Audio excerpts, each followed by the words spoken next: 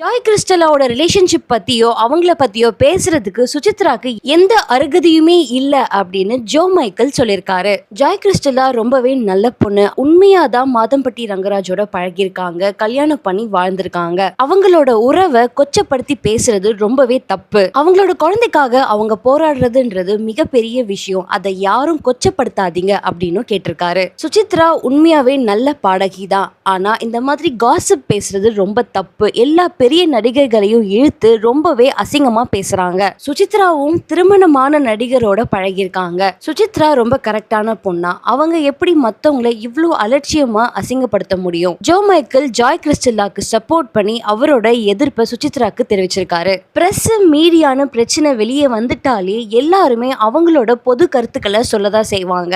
அதை எவ்வளவு பெரிய ஆளா இருந்தாலும் ஃபேஸ் பண்ணி தான் ஆகணும். ஜாய் கிறிஸ்டலா சுசித்ராவை பத்தி உங்க கருத்துக்களை காமெண்ட்ஸ்ல சொல்லுங்க.